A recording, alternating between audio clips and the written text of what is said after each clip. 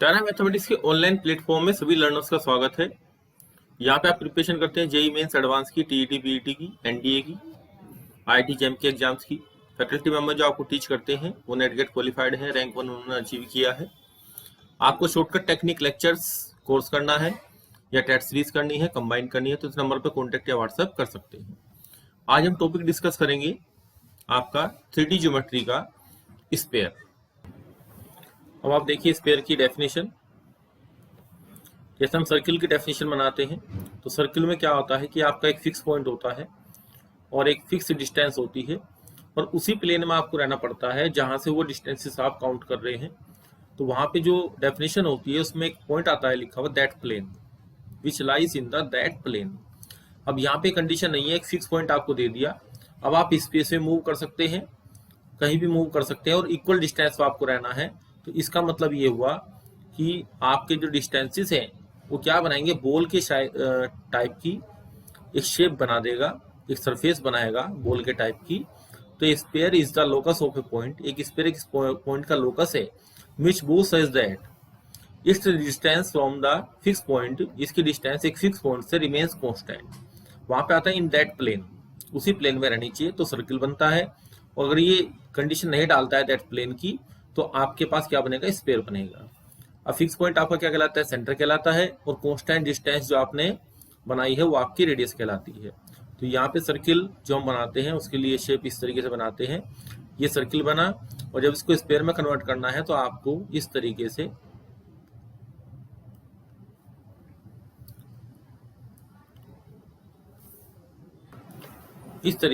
बनाना है। ये रिप्रेजेंट करता है आपके स्पेयर को जब बीच में ये कर्व बना देते हैं। इक्वेशन ऑफ स्फीयर निकालनी है हमें, whose centre is the 0 0 0, centre at the origin. जैसे हमने 2D प्लेन में सबसे पहले इक्वेशन निकाली थी जिसका सेंटर हमारे पास क्या होता है, 0 0 0 0 होता है और ये पॉइंट P हमारा XY होता है। तो यहाँ पे हमने कंडीशन क्या लगाई थी, OP बराबर, जब भी आप स्फीयर की स्टडी करेंगे तो सर्किल को माइंड में रखें कि OP इक्वल टू R। तो यहाँ भी वही कंडीशन लगाएंगे, स्फीयर पे कोई पॉइंट OP है और इसका सेंटर हमने क्या मान लिया है, ओरिजिन 0 0 0 ऊपर वाली फिगर में यहाँ देखिए। और यहाँ पे रेडियस इसकी कितनी है, रेडियस इसकी R है। तो यहाँ से यहाँ तक की डिस्टेंस कितनी हो गई, R। तो आपकी OP बराबर R हो गई। यहाँ पे डिस्टेंस का स्क्वायर करेंगे तो OP का स्क्वायर इक्वल टू R का स्क्वायर। और यहाँ पे 3D स्पेस के अंदर आप OP डिस्टेंस निकालेंगे तो x माइनस 0 का whole square plus y minus 0 का whole square plus z minus 0 का whole square equal to R square.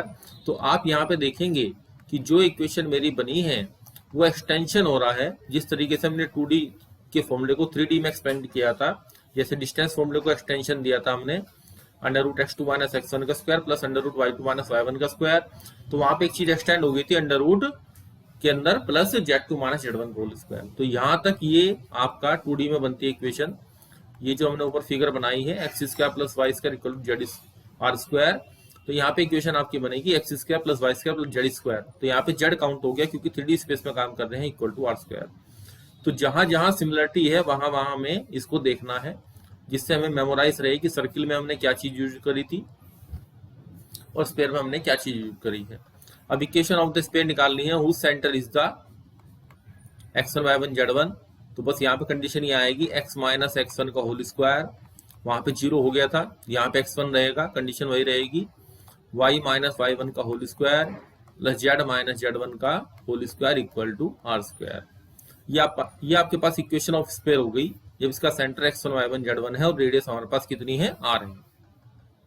अब इसी इक्वेशन को जो हमने यहाँ पे बनाई है, इस इक्वेशन को जो हम ओपन कर लेते हैं तो इसको ओपन करने से और कुछ चीजों को GFC, और यहाँ पे जैसे हमने इक्वेशन ऑफ सर्किल मानी थी x square plus Y square plus 2gx plus 2fy plus c, तो वहां पे हमने GFC को इंट्रोड्यूस किया था। इसी तरीके से यहाँ भी इस इक्वेशन को ओपन करेंगे। अगर आपने सर्किल का लेक्चर देखा है तो आपको मेमोराइज होगा कि हमने वहां पे GFC की वैल्यू क्या क्या बनाई थी। अब देखिए स्क्वायर ओपन करते हैं तो ये टर्म्स हमें मिलेंगी x square plus Y square plus Z square minus के 2 टाइम्स टर्म्स आएंगे, ये टर्म्स 2x(x1), 2y(y1), 2z(z1), और यहाँ पे कांस्टेंट वाली टर्म आएगी x1 का स्क्वायर प्लस y1 का स्क्वायर प्लस z1 का स्क्वायर माइनस के r स्क्वायर। अब ये जो कंसेप्ट है हमारे पास, ये तो हमने फिक्स रखा था कि इस इक्वेशन को जनरल इक्वेशन ऑफ स्क्वायर लिखनी है, तो x square plus Y square plus Z square, इसको फिक्स रखते हैं प्लस। अब यहाँ पे जो माइनस का 2x(x1) है, तो जो माइनस का x1 है इसको हम क्या मान लेते हैं, u मान लेते हैं, तो 2ux प्लस 2vy, यहाँ से आपका माइनस का y1 को हमने u(v)w मानेंगे, यहाँ पे माइनस का z1 को w मान लेंगे, यहाँ से इक्वेशन डेवलप होगी प्लस 2w u(v)w) और प्लस इसको हम यहाँ पे d मान लेते हैं। अब यहाँ देखिए हमने इसको d मान लिया, किसको, x1 का स्क्वायर प्लस y1 का स्क्वायर प्लस z1 का स्क्वायर माइनस का r स्क्वायर। तो यहाँ से जो r स्क्वायर की कंडीशन आएगी, r स्क्वायर बराबर, अब x1 को हम रिप्लेस कर सकते हैं u से, तो r स्क्वायर बराबर u square plus v square plus w square और माइनस का d। तो यहाँ से रेडियस का कंसेप्ट आएगा। ध्यान से देखिए, यहाँ से जो हमने बनाया है इससे तो हमारा बनेगा सेंटर, इस इक्वेशन के लिए सेंटर हमारा क्या आएगा, और यहाँ से हमारी बनेगी रेडियस, तो इसको इक्वल टू 0 रखते हैं। तो ये आपके पास जनरल इक्वेशन ऑफ स्फीयर हो गई, जिसका कि सेंटर मेरे पास कितना है, सेंटर कितना है हमारे पास, माइनस का, जो स्टैंडर्ड इक्वेशन हमने ऊपर लिखी है यहाँ पे, इसमें जो इक्वेशन हमने लिखी थी इसमें x1 की वैल्यू, जो हमारा सेंटर था वो x1 y1 z1 था, यहाँ देखिए ऊपर x1 y1 z1 ये हमारा सेंटर था। अब यहाँ से x1 की वैल्यू निकालेंगे तो माइनस का u आएगी, तो माइनस का u, इसी तरीके से माइनस का v, ये हमारा सेंटर हो जाएगा जो ओरिजिनल सेंटर था u(v)w। और यहाँ से रेडियस का कंसेप्ट आएगा कि r बराबर under root u square plus v square plus w square और माइनस का d। अब यहाँ पे जब अंडर रूट के अंदर कोई भी कंडीशन आती है तो हम यहाँ पे 3 चीजें डिफाइन करते हैं कि अगर यहाँ पे u square plus v square plus w square minus का d बराबर 0 आएगा तो यहाँ पे एक पॉइंट बन जाएगा, ये पूरा स्क्वायर एक पॉइंट में कन्वर्ट हो जाएगा। अगर यहाँ पे u square plus v square plus w square minus d less than 0 होगा तो हमारे पास इमेजिनरी स्क्वायर आएगा, स्क्वायर नहीं बनेगा। और यहाँ पे u square plus v square plus w square minus का d, ये अगर ग्रेटर देन 0 आएगा तो हमारे पास एक रियल स्क्वायर जनरेट होगा। तो ये कंडीशन हुई। इसी इक्वेशन के ऊपर आपसे क्वेश्चन पूछे जाते हैं एग्जाम के अंदर, जो छोटा क्वेश्चन है वो इसी टाइप का पूछा जाएगा। तो ये इक्वेशन भी देखिए, आपका एक्सटेंशन है किसका, आपके पास था x square plus Y square plus 2gx plus 2fy और प्लस का c बराबर 0।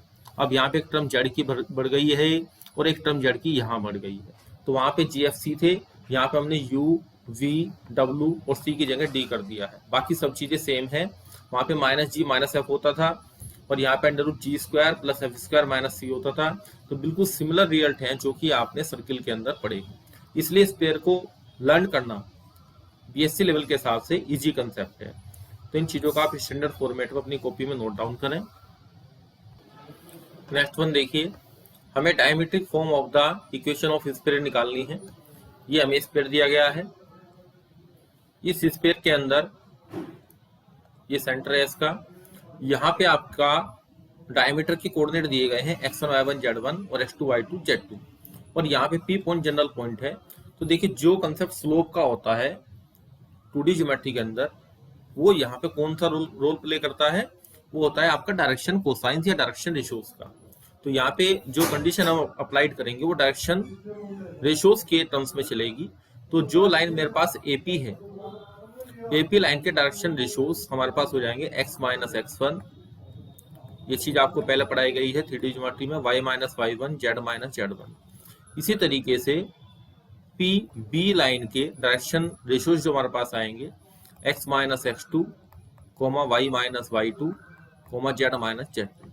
अब आपको पता है कि दो लाइन अगर परपेंडिकुलर हैं, जैसे आप सर्किल के अंदर, यहाँ मैंने फिगर बनाई है लेफ्ट हैंड साइड पे, सर्किल के अंदर जो आप कंडीशन बनाते हैं कि सेमी सर्किल में जो एंगल बनता है आपका वो 90 डिग्री बनता है फॉर ऑल कंडीशन।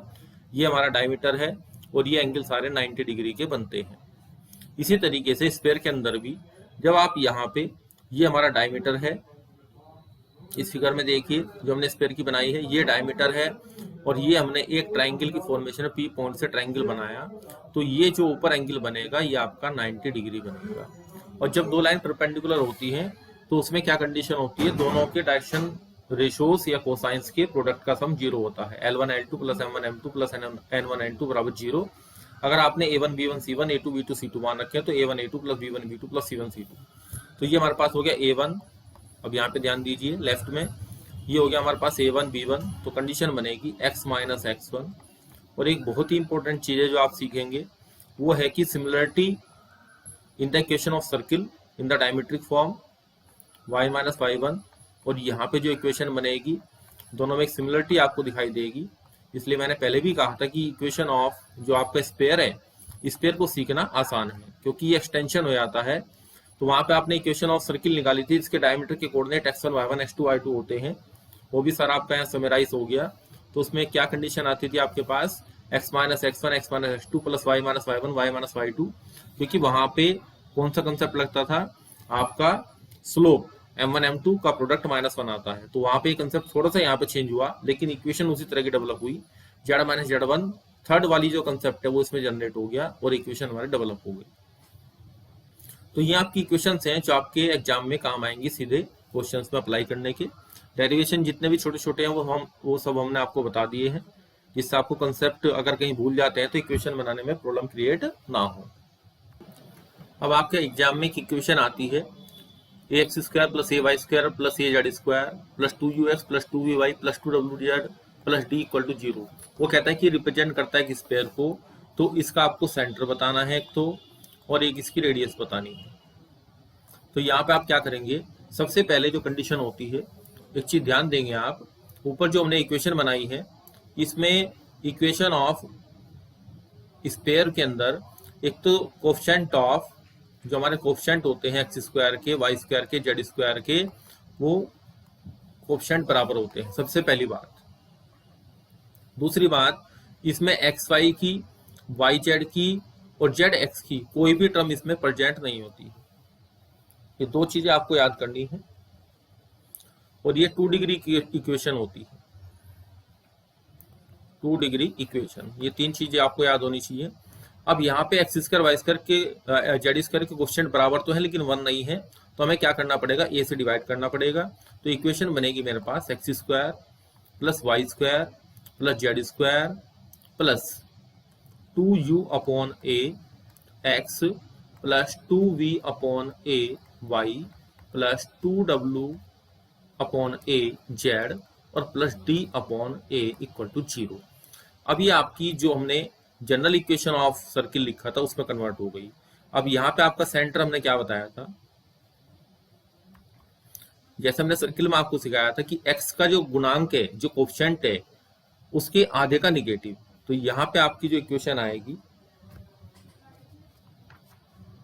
जो आपका सेंटर यहाँ पे आएगा, x के कोफिशिएंट ऊपर कितना है 2u अपॉन ए, तो हम क्या करेंगे, इसमें इसका आधा करेंगे तो 2 कट आएगा और उसका निगेटिव करेंगे। इस तरीके से सीधे लिखना है, माइनस का u अपॉन ए, माइनस का v अपॉन ए और माइनस का w अपॉन ए। अब जो रेडियस हमने निकाली थी वो कितनी थी, जो हमारे पास x के गुणांक का आधा आ रहा था, यहाँ पे जो ये u अपॉन ए था वहां पे u था, तो यहाँ पे आप u अपॉन ए का whole square plus v upon a का होल स्क्वायर, इसको आप गुणांक की टर्म में, कोफिशिएंट की टर्म में याद रखेंगे तो थोड़ा सा इजी हो जाएगा लर्न करना। तो यहाँ पे जो हमारे पास x का कोफिशिएंट है उसका हाफ समझ लीजिए आप, u अपॉन ए आ गया प्लस w अपॉन ए का होल स्क्वायर माइनस का d अपॉन ए, d की जगह d अपॉन ए है। अब यहां से आप क्या कर सकते हैं, इसको थोड़ा सा सिंप्लीफाई कर सकते हैं, r इक्वल टू ऊपर अंडर रूट आ जाएगा u स्क्वायर, अगर डायरेक्ट फॉर्मूला याद करना है, plus v square plus w square minus का ad और अपॉन में क्या आ जाएगा, a आ जाएगा यहाँ पे। तो ये फॉर्मूले आप सीधे सीधे याद भी कर सकते हैं अगर आपको याद करने हैं, और अदरवाइज डिवाइड करके भी निकाल सकते हैं, जैसा आप उचित समझें ऐसा कर सकते हैं जो आपको इजी लगे। इसी के बेस पे हमने क्वेश्चन लिख दिया, find the centre and radius of the sphere. यहाँ पे 2x², 2y², 2z² है, तो एक इक्वेशन मैं यहाँ लिख देता हूँ 2 से डिवाइड करके। सबसे पहले कोफिशिएंट को हम क्या बना लेते हैं, 1 बना लेते हैं, माइनस का x प्लस का 2y प्लस का z और प्लस का 3/2 इक्वल टू 0। अब आपका यहाँ पे सेंटर आपको बता ही दिया था मैंने, तो सबसे पहले x² y² z² कोफिशिएंट को 1 करेंगे। अब x के कोफिशिएंट के आधे का निगेटिव, जब इसका आधा करेंगे तो यहाँ पे -1 है, उसका निगेटिव करेंगे तो 1/2 आएगा। यहाँ पे इसके आधे का निगेटिव करेंगे तो -1 आएगा, इसके आधे का निगेटिव करेंगे तो -1/2 आएगा। अब इसको भी डायरेक्ट अप्लाई कर लें आप यहाँ से। यहाँ पे हमने सीखा था u² + v² + w² माइनस का d। तो आप जब सेंटर निकाल लेते हैं तो यही तो हमारे पास u हुआ इस तरीके से। तो यहाँ पे आप क्या करेंगे, 1/4, क्योंकि स्क्वायर कर रहे हैं तो निगेटिव से फर्क नहीं पड़ेगा, +1 + 1/4 और माइनस का d, माइनस के 3/2। इसको सोल्व आउट कर लेते हैं।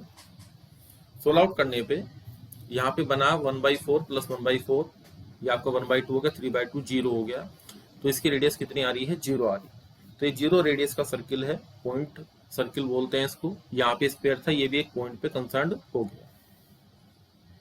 तो ऐसे इसको हम क्या बोलते हैं, वहां पे सर्किल को बोलते हैं डिजनरेट सर्किल, तो यहाँ पे इसको डिजनरेट स्फीयर भी बोल सकते हैं। नेक्स्ट कंसेप्ट देखिए, ये इंपॉर्टेंट है, पेपर में आ सकता है आपके। A point moves so that sum of the square of its distances, हमें क्या करना है, डिस्टेंसेस के स्क्वायर का सम करना है। कहां से, from the 6 faces of a cube. एक क्यूब है, उस क्यूब के अंदर एक पॉइंट मूव कर रहा है, और वो पॉइंट इस तरीके से मूव कर रहा है कि उसके जो फेसेस हैं क्यूब के, उनसे डिस्टेंस के स्क्वायर का सम आपका कांस्टेंट आता है। तो उसका लोकस बताना है कि उस पॉइंट का लोकस क्या होगा, वो पॉइंट वहां पे किस तरीके से मूव करेगा उस स्फीयर के अंदर। तो देखिए फिगर बनाते हैं। ये आपके पास क्यूब है, इस क्यूब के अंदर ये आपने क्यूब बनाया, इस क्यूब के अंदर आपके पास एक पॉइंट मूव कर रहा है, जिसकी फेसिस से, इन फेसिस से हम क्या निकालेंगे, यहां से डिस्टेंसेस निकालेंगे, 6 फेसिस से, इधर से भी और पीछे वाले फेसिस से भी। इस तरीके से इस वाले फेसिस से डिस्टेंस निकाली, इस वाले से पहले जो साइड की दीवारें हैं उनसे निकाल ली, फिर जो आमने सामने की हमें दीवार दिखाई दे रही है उसमें से निकाल ली। अब इसको सिंप्लीफाई करने के लिए हम क्या करेंगे, यहाँ पे 3D स्पेस के अंदर ओरिजिन को इसका सेंटर मानते हुए और एक यहाँ पे क्यूब बनाएंगे, जिसकी लेंथ ऑफ साइड हमारे पास 2 हो जाएगी। तो वो आपके एक्सिस के आधे ऊपर रहेगा, आधे नीचे रहेगा। तो देखिए हमने यहाँ फिगर बनाई है, जिसमें कि ये आपकी एक्सिस है और ये आपका क्यूब है, और ए डिस्टेंस ऊपर और ए डिस्टेंस नीचे। इसी तरीके से यहाँ से ए डिस्टेंस ऊपर नीचे दूरी पे आपके फेसिस हैं। तो इक्वेशन ऑफ फेसिस क्या होंगी, पहली बात तो ये है कि जो आपके पास ये प्लेन आएंगे, इनकी इक्वेशन क्या बनेगी, x - a = 0, x + a = 0। इस तरीके से y की और z की हमारे पास क्या बनेगी, इक्वेशंस बन जाएंगी। अब आप x1 y1 z1 जो ये पॉइंट है, जो हमने आपको फिगर में दिखाया है डार्क करके, यहाँ से आप क्या करते हैं, डिस्टेंसेस निकालते हैं। तो डिस्टेंसेस के लिए क्या करते हैं, एक्स वाई जेड को x1 y1 z1 से रिप्लेस करते हैं अपॉन अंडर रूट, यहाँ पे जो कोफिशिएंट हमारे पास होते हैं x y z के, उनके स्क्वायर का सम आता है। तो वो सब चीज करके x1 - a/1 आएगा, यहाँ पे अंडर रूट 1 का स्क्वायर प्लस 0 का स्क्वायर प्लस 0 का स्क्वायर 1 आएगा। इसी तरीके से यहाँ पे फिर y की टर्म्स आएंगी, फिर z की टर्म्स आएंगी। सारा सोल्व आउट करेंगे तो कंडीशन ये बनेगी, x1 का स्क्वायर प्लस y1 का स्क्वायर प्लस z1 का square equal to k square minus का 3a²। अब यहाँ पे स्क्वायर का सम है तो इसलिए मैंने इसको k स्क्वायर मान लिया है, इजी रहने के लिए, जिससे कंसेप्ट हमारा इजी रहे। तो अब हम जब लोकस निकालते हैं तो बाद में क्या करते हैं, x1 को x से रिप्लेस करते हैं, y1 को y से रिप्लेस करते हैं, z1 को z से रिप्लेस करते हैं, और इक्वेशन ऑफ हमारे पास क्या आती है, लोकस की इक्वेशन आती है। तो हमारे पास क्या क्या कहा इसने कि लोकस ऑफ द पॉइंट क्या आएगा, क्वेश्चन में पूछा लोकस क्या आएगा, तो लोकस आपके पास क्या आएगा, स्पेयर आएगा। अब आपका ये क्वेश्चन ऑब्जेक्टिव एग्जाम में किस तरीके से आएगा, पहला आपका स्पेयर बना देगा, दूसरा आपका कोन बना देगा, तीसरा आपका सिलेंडर बना देगा, और चौथा आपका नॉन ऑफ दिस बना देगा। इस तरीके से क्वेश्चन पूछा जाता है एग्जाम में। तो आपको ये स्टैंडर्ड रिजल्ट की तरीके से लर्न होना चाहिए कि sum of the square of the distances of a point from the 6 faces of a cube is constant, अगर वो कांस्टेंट है तो हमारा जो लोकस आएगा वो आपका स्फीयर आएगा। क्योंकि इतना सारा जो हमने प्रूव किया है ये हम एग्जाम में बैठ के नहीं कर सकते, तो इसको स्टैंडर्ड रिजल्ट की तरीके से नोट डाउन कर लीजिए। अब बात आती है, जैसे आपके पास सर्किल होते थे, सर्किल एक दूसरे को इंटरसेक्ट करते थे, टच करते थे, इंटरनल टच करते थे, इसी तरीके से एक्सटर्नल टच, इंटरनल टच, तो वहां हमने सेंटर के बीच का डिस्टेंस और रेडियस के बीच का डिस्टेंस फाइंड आउट किया था। इसी तरीके से अगर दो सर्किल, दो स्पेयर हमारे पास एक्सटर्नली टच करते हैं, एक ये स्पेयर है और एक ये स्पेयर है दूसरा, जो कि एक्सटर्नली क्या कर रहे हैं, टच कर रहे हैं, तो यहाँ पे क्या आएगा, इनके सेंटर के बीच का डिस्टेंस इनके रेडियस के सम के बराबर आएगा। अगर ये आपका इंटरनल टच कर रहे हैं, एक स्पेयर ये है और इसके अंदर एक दूसरा स्पेयर लाई कर रहा है इस तरीके से, तो यहाँ पे सेंटर के बीच का जो डिस्टेंस बनेगा C1 C2 वो हमारे पास मॉडुलस R1 माइनस R2 के बराबर आएगा। ये कंडीशन भी पेपर में आपसे पूछ लेता है। नेक्स्ट कंसेप्ट देखिए, इसके ऊपर क्वेश्चन अब से पहले आ चुका है। For the given 4 non coplanar points, अगर आपके पास 4 नॉन कोप्लर पॉइंट्स हैं जो प्लेन में लाई नहीं करते हैं, नंबर ऑफ स्पेयर, कितने स्पेयर उससे पास आउट होंगे। तो आप देखिए जो इक्वेशन आपके पास है x² plus y² plus z² plus 2ux sphere की प्लस 2vy प्लस 2wz और प्लस का d बराबर 0। अब इसके अंदर आपके पास u v w z 4 constant है। अब आपको अगर पॉइंट दिए हैं कि 4 नॉन कोप्लर पॉइंट्स आपको दिए हैं, तो आप इनको, उन पॉइंट्स को इनमें रख के u में, v में, w में और d में, u v w d में 4 इक्वेशन बनेगी, जिनको सोल्व आउट करने से इनकी वैल्यू आपके पास क्या आएगी, यूनिक वैल्यू आ जाएगी आपके पास।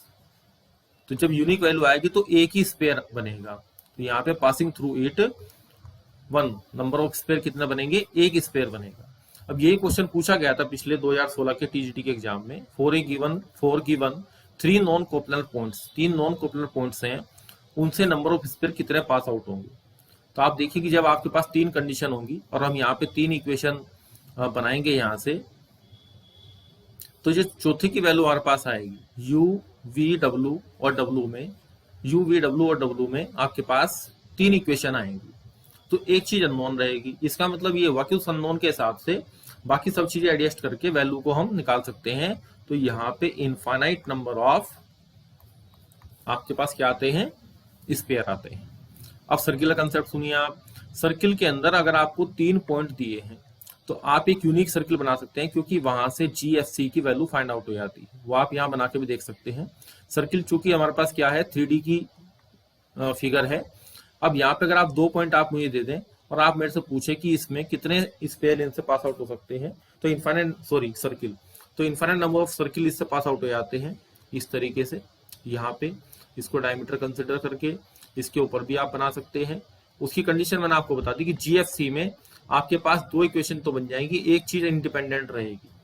मतलब GFC में आपके पास जो इक्वेशन बनेगी उसमें C की वैल्यू को चेंज करने से बहुत सारे सर्किल जनरेट हो जाएंगे। तो वही कंसेप्ट ऊपर लग रहा है, वही कंसेप्ट नीचे चल रहा है। तो दोनों चीजों को थोड़ा सा सिमिलर वे में पढ़िए आप, तो आपको सर्किल भी रिमाइंड रहेगा और स्पेयर भी रिमाइंड रहेगा। नेक्स्ट क्वेश्चन देखिए, बहुत ही इंपॉर्टेंट क्वेश्चन है, आपके एग्जाम में अधिकतर पूछा जाता है और इस क्वेश्चन को हम स्टैंडर्ड रिजल्ट की तरह हमेशा लर्न रखते हैं। इक्वेशन ऑफ स्पेयर, आपकी BSc की बुक में जब ये क्वेश्चन है तो वहां पे पूरा प्रूफ दिखाया जाता है। वहां इसको ये नहीं बताया जाता कि इसको स्टैंडर्ड रिजल्ट की तरीके से याद करना है। तो equation of sphere which passing through the origin, जो ओरिजिन से पास आउट हो जाए और meet the axis in ABC, in points पे मीट करे। अब आप देखिए, जब आप सर्किल स्पेयर की इक्वेशन लिखते हैं x² plus y² plus z² plus 2ux plus 2vy plus 2wz plus का d इक्वल टू 0। अब आप यहाँ पे 0 0 0 को, जो हमारा जो स्पेयर है वो ओरिजिन से पास आउट हो रहा है, जब इसको आप पुट करेंगे तो ये सब चीज 0 हो जाएगी और यहाँ से d बराबर 0 आ जाएगा। ऐसे हमने आपको सर्किल की इक्वेशन बताया था कि x² plus y² plus 2gx plus 2fy बराबर 0। ये इक्वेशन हम हमेशा लिखते हैं जब हमारा सर्किल किससे पास आउट होता है, ओरिजिन से 0 0 से पास आउट होता है। यानी कि इसमें C की वैल्यू क्या आती है, 0 आती है। तो ये चीज वहां भी लर्न करनी है, यहाँ भी लर्न करनी है। तो ये सर्किल आपका क्या बनेगा, सॉरी स्पेयर ये क्या बनेगा, x² plus y² plus z² plus 2ux plus 2vy plus 2wz बराबर 0। अब ये स्पेयर कहाँ आ रहा है, क्या कर रहा है, according to question meet the axis in points A, यानी कि एक्सिस को जो आपका स्पेयर बनेगा इस तरीके से यहां बनेगा, passing through the origin, origin से पास आउट हो रहा है ये स्पेयर आपका, और यहाँ पे ए बी सी पॉइंट्स पे क्या करता है, कट करता है। ये आपकी एक्स वाई जेड एक्सिस है, तो ये पॉइंट आपका स्पेयर पे लाई करता है, तो आप इस पॉइंट को इस स्पेयर में रख दीजिए। तो यहाँ पे a square plus zero plus 2au, और यहाँ पे zero equal to zero. A तो जीरो है नहीं, तो a प्लस 2u बराबर जीरो। तो यहां से u की वैल्यू आपके पास आ गई माइनस के a अपॉन 2। सिमिलरली जब आप पास आउट करेंगे b पॉइंट से c पॉइंट से, तो v की वैल्यू भी माइनस के a बाई 2, और c की वैल्यू भी, सॉरी c नहीं आएगा, u भी w की वैल्यू माइनस के a बाई 2 आएगी। तो यहाँ पे जो आपका ये जो स्पेयर बन रहा था वो x square plus Y square plus Z square, और यहाँ पे माइनस का ए एक्स 2 से 2 कट जाएगा, माइनस का ए वाई और माइनस का ए जेड इक्वल टू 0 बनेगा। अब ये जो इक्वेशन आपने बनाई है, ये इक्वेशन जो हमने ड्राइव की है, इसको आप स्टैंडर्ड रिजल्ट के तरीके से हमेशा याद रखें, बहुत सारे क्वेश्चंस में ये काम आएगी, और डायरेक्ट ये क्वेश्चन भी आपसे पूछ सकता है। तो ये आप स्टैंडर्ड रिजल्ट के तरीके से याद करें कि ऐसा स्पेयर जो कि ओरिजिन से पास आउट होता हो और एक्सिस को एबीसी पॉइंट में मीट करे, तो वो चीज आपके, अच्छा यहाँ पे थोड़ी सी मिस्टेक हुई है, यहाँ पे ये पॉइंट आपका ये वैल्यू बी आएगी और ये वैल्यू आपकी सी आएगी। तो यहाँ पे आप थोड़ा सा करेक्शन कर लें, ए बी सी, वो राइमिंग में मेरे से ही गलती लिखा गया, X square plus Y square plus Z square minus का ए एक्स माइनस का बी वाई माइनस का सी जेड, ये इक्वेशन आपकी डेवलप हो गई। अब देखिए उसी जो हमने कंसेप्ट अभी आपको कराया है उसी का प्रैक्टिकल यूज इस क्वेश्चन में होगा। एक स्पेयर है रेडियस के का, पासिंग थ्रू द ओरिजिन, जो ओरिजिन से पास आउट होता है, मीट द एक्सिस, ये चीज इसने पहले से दे दी है, और एक चीज में एक्सटेंशन करा है यहाँ पे। तो ये स्टैंडर्ड आपका क्वेश्चन है जो कि पीजीटी लेवल पे पूछा जा सकता है। जो हमने आपको बताया ऊपर वो टीजीटी लेवल पे पूछेगा, और ये जो क्वेश्चन आपका ये पीजीटी लेवल पे पूछेगा। तो यहाँ पे आपके यहाँ पे आपका जो स्पेयर है वो ओरिजिन से पास आउट होगा, तो इसकी इक्वेशन क्या लिखेंगे, X square plus Y square plus Z square minus का ए एक्स और माइनस का बी वाई और माइनस का सी जेड बराबर 0। तो वो जो बड़ा डेरिवेशन हमने पहले किया था हमने उसको एज ए फॉर्मूला लिख लिया है, एज ए स्टैंडर्ड रिजल्ट इसको लिख लिया है। अब locus of the centroid of the triangle ABC आपको निकालना है। अब देखिए जो हमारे पास पॉइंट है एबीसी, फिगर हमने बना रखी है, और यहाँ पे a, 0, बी पॉइंट आपका 0, B 0, और सी पॉइंट आपका 0, 0, C आएगा। अब इसका जब आप सेंट्रोइड निकालेंगे, तो 3D में जब हमने शुरू की थी तो सेंट्रोइड निकाला था आपका, यहाँ पे भी एक्सटेंशन होता है फॉर्मूले का, x1 plus x2 plus x3 upon 2, यहाँ पे अपॉन 3 आता है, तो ये आपका आएगा a upon 3, x1 plus x2 plus x3 upon 3, तो a अपॉन 3, b अपॉन 3 और c अपॉन 3। तो हमें क्या करना है, इस सेंट्रोइड का लोकस निकालना है, तो इसको हम क्या मान लेते हैं, x1, y1 और z1 मान लेते हैं।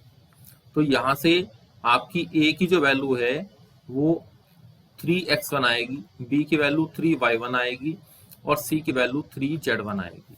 अब आप यहां से देखिए कि इस सर्किल का जो हमने ऊपर बनाया है इसकी रेडियस भी आपको याद करनी है स्टैंडर्ड रिजल्ट के तरीके से। वो आपके पास क्या आएगी, अंडर रूट एक्स के कोफिशिएंट के आधे का वर्ग, ये बन जाएगा इनके आधे के स्क्वायर का सम निकालेंगे यहाँ पे। और उसने क्वेश्चन में कहा है कि इसकी स्पेयर की रेडियस के है, जो हमें स्पेयर दिया गया उसकी रेडियस कितनी है, के है।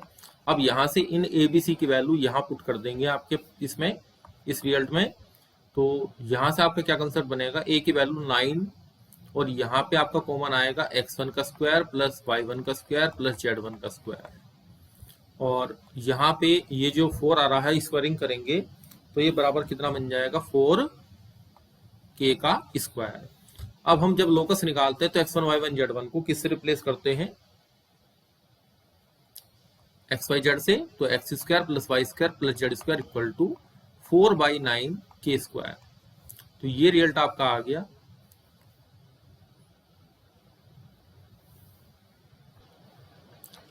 अब पीजीटी के लेवल के हिसाब से इस क्वेश्चन को भी आप as a standard result learn कर सकते हैं, क्योंकि उसने लोकस ऑफ क्या पूछा है आपसे, सेंट्रोइड पूछा है, और बाकी कंडीशन पहले वाली सेम है जो हमने आपको लर्न कराई थी। इसकी रेडियस भी आप याद कर लीजिए। तो अब आपके पास लर्न करने के लिए 3 रिजल्ट हो गए। एक तो ये रिजल्ट हो गया, एक इसकी रेडियस कितनी आएगी, √a² + b² + bc² अपॉन 4 आएगी अंडर रूट के अंदर। और एक रिजल्ट है कि एबीसी जो आपके पास पॉइंट थे जिससे आपका स्पेयर पास आउट हो रहा था, उसके सेंट्रोइड का लोकस आपको निकालना है। तो यहाँ पे सेंटर सर्किल आपके पास स्पेयर बनेगा, आपके पास स्पेयर बनेगा सेंटर एट द ओरिजिन, और जिसकी रेडियस आपके पास 2/3 के हो जाएगी। यहां से जब आपसे इक्वेशन पूछेगा, अधिकतर इक्वेशन ही पूछता है। अब नेक्स्ट कंसेप्ट देखिए, लेट स्पेयर। जिस तरीके से एक लाइन एक सर्किल को क्या करती थी, यहाँ पे कट करते हुए जाती थी तो कोड बनता था। यहाँ पे कोड बनती है सर्किल के अंदर। ये आपके पास सर्किल है, एक लाइन इसको इंटरसेक्ट करती हुई जाती है। तो ये जो सीकेंट हमारे पास है, इस लंबाई को यहाँ से यहाँ तक क्या बोलते हैं, कोड बोलते हैं। इसी तरीके से जब हम स्पेयर हमारे पास दिया हुआ है, ये फिगर देखिए राइट हैंड साइड में, इस फिगर में स्पेयर है। उस स्पेयर को एक प्लेन हमारे पास है, जो प्लेन इसको इंटरसेक्ट करता है। जैसे आप एक बॉल लें और उस बॉल को चाकू से ऊपर बिल्कुल सीधा सीधा काट दें, यानी कि एक प्लेन ने उसको काट दिया है। तो यहाँ पे आपको जो ऊपर फिगर दिखाई पड़ेगी, इसको बोलते हैं प्लेन सेक्शन। जो मैंने यहाँ दिखाया आपको, plane section. Sphere and plane intersect, एक दूसरे को काटते हैं। Then the set of common point, जो इनके दोनों के कॉमन पॉइंट आएंगे, जो आपके स्पेयर के भी होंगे और आपके प्लेन के भी होंगे। वे जो कॉमन पॉइंट आएंगे वे क्या जनरेट करेंगे, तो वे पॉइंट आपका यहाँ पे ये सर्किल जनरेट करेंगे, जो आपको दिखाई देगा। जैसे मैंने आपको बताया कि एक बॉल को आप चाकू से ऊपर से काट दें, तो यहाँ पे आपको सर्किल दिखाई देगा, जिसको हम क्या बोलेंगे, प्लेन सेक्शन। सेक्शन भी बोल सकते हैं सिर्फ, कीजिए सर्किल। अब आपसे क्या पूछेगा कि ये जो सर्किल है, क्वेश्चन आपका किस तरीके से आता है कि ये जो सर्किल आपका बनेगा, इसकी रेडियस आपको बतानी है, ये चीज आपसे पूछेगा। तो हमारे पास क्या होता है, स्पेयर की रेडियस होती है यहाँ पे, और यहाँ से परपेंडिकुलर डिस्टेंस इस प्लेन की इक्वेशन दी हुई होती है। तो इसके ओरिजिन से, इसके सेंटर से ये परपेंडिकुलर डिस्टेंस निकाल लेते हैं, और ये रेडियस यहाँ पे, जो स्पेयर की रेडियस यहाँ पे है, वो रेडियस यहाँ पे भी रहती है। तो ये डिस्टेंस हमारे पास निकल जाती है, ये डिस्टेंस हमारे पास r, ये परपेंडिकुलर डिस्टेंस इसको हम मान लेते हैं p, और ये हमारे पास रेडियस होती है कैपिटल R। ये मैंने आपको यहाँ दिखा दिया है कि ये जो हमने r यहाँ पे मानी थी, वो r हमारे पास यहाँ काम करेगी। ये सर्किल की, जो ऊपर सर्किल बना है हमारा यहाँ पे, इस सर्किल की रेडियस है, और ये इस प्लेन, जो प्लेन यहाँ पे कट करते हुए जा रहा था, इस प्लेन की परपेंडिकुलर डिस्टेंस है from the centre of the spare.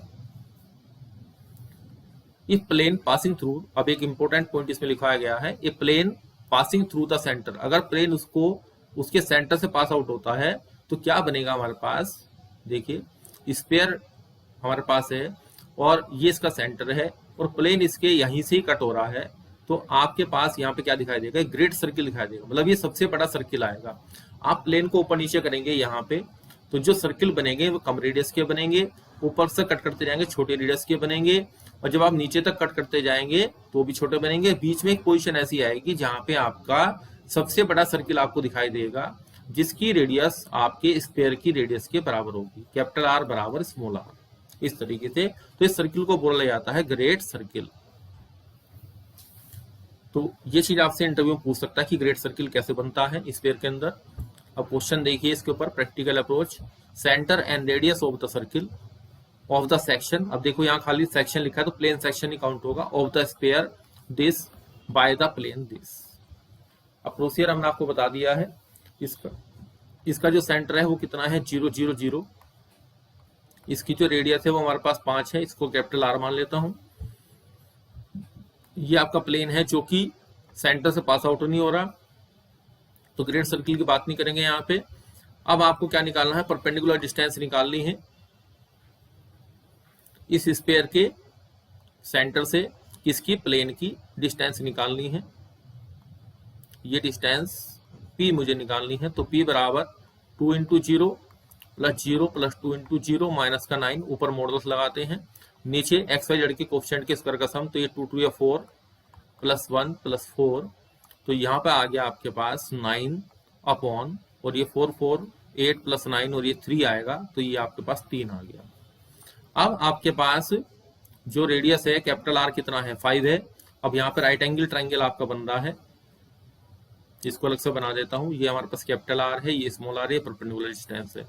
तो ये आर मेरे पास 5 है हाइपोटेनियस, और ये परपेंडिकुलर डिस्टेंस हमारे पास 3 है।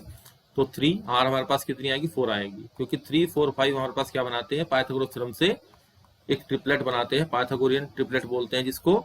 तो यहाँ पे सर्किल की रेडियस कितनी आएगी 4 आएगी। अधिकतर पेपर में आपसे रेडियस ही पूछेगा कि सर्किल की रेडियस बताओ। अब बात बतानी है सेंटर की। तो सेंटर निकालने के लिए हमें क्या करना पड़ेगा, ये जो प्लेन आपका है जिसने सर्किल इसको स्फीयर को कट किया है, और सर्किल का स्फीयर का जो सेंटर हमारे पास 0 0 0 है, इससे यहाँ पे इसका फुट ऑफ द परपेंडिकुलर निकालेंगे, फुट ऑफ परपेंडिकुलर।